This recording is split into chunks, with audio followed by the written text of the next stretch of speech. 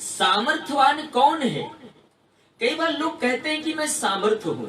मैं अपने श्रावक महानुभावों से और मैं अपने यजमान से कहना चाहूं, हम धन से,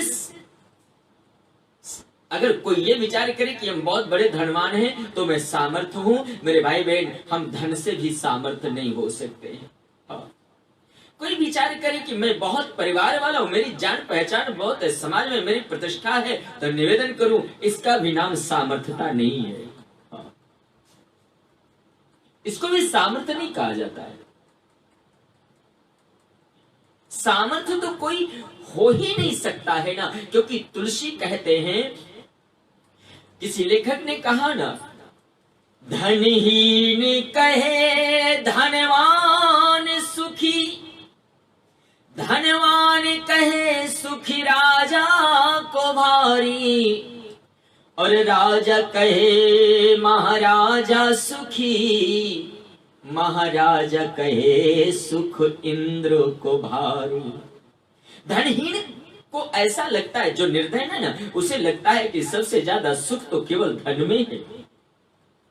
धनहीन कहे धनवान सुखी, और धनवान कहे सुख राजा को भारी, राजा कहे महाराजा सुखी, और महाराजा कहे सुख इंद्र को भारी। पर तुलसीदास विचार कहे, हरि नाम बिना हर जीव दुखारी।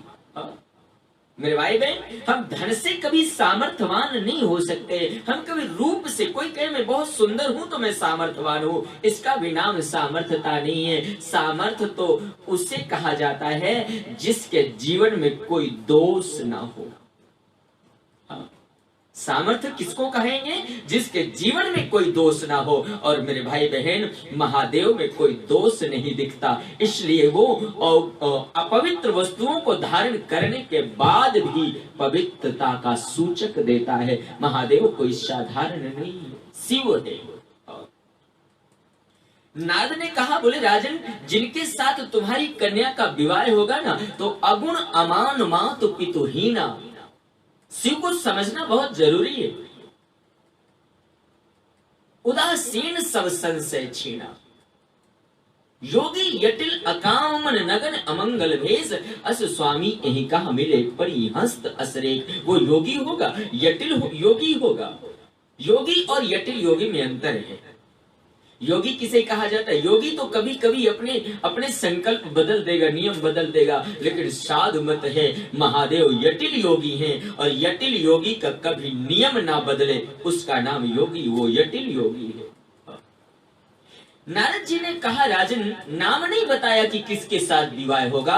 हाथ की रेखा पार्वती के देखकर नारद कहते हैं कि जिसके साथ भी इसका विवाह होगा उसके पास ये सारे गुण होंगे। वो सारे योगी यटिल अकाम मन नगनम, बोले नगन रहने वाला होगा, शमशान में रहने वाला होगा, और इतना ही नहीं, अपवित्र वस्तुओं को धारण करने वाला होगा, क्योंकि पार्वती की हस्त रेखा ऐसा बता रही है। और मेरे भाई बहन, कोई भी माता पिता हो ना, अगर कोई ज्योतिषी के पास अपने बेटे बालिका की जन्म पत्री लेकर के जाए और ये सारे गुण बता दे वो ज्योतिषी की, जिसके साथ इसका विवाह होगा, बघंबर धारण करने वाला होगा, वो दिगंबर होगा, शमशान में रहने वाला, जितने भी गुण और दोषों का मैंने बखान किया है, जे जे मैं गुण दोष बखाने, ते सब शिव पही मैं अनुमाने। जितने भी गुण और दोषों का बखान किया है, ये मैंने देख लिया कि ये सब शिव के पास में है, ते सब शिव पही मैं अनुमाने। भगवान शिव के ऊपर मैंने देख लिया। हिमाचल ने कहा, महाराज, तो क्या इस बालिका का विवाह महादेव के साथ होगा? नारद कहते हैं, नहीं नहीं, मैं इस बात की गारंटी नहीं लेता, क्योंकि शिव को पाना इतना सरल नहीं है।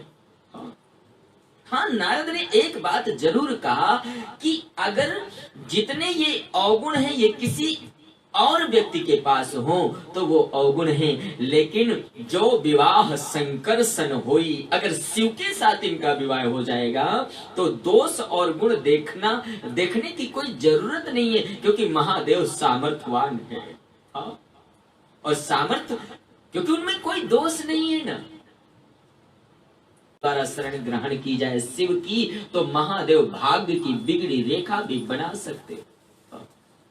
और यही तो नारद कहते हैं कि राजन, जो तप करे कुमार तुम्हारी, तो भावी मेट सकहि त्रिपुरारी। अगर तुम्हारी कन्या तपस्या करती है तो भाभी भी महादेव मिटा देंगे, लेकिन उसके लिए तपस्या करना पड़ेगा। और इतना कह करके देवर्षि नारद चले गए।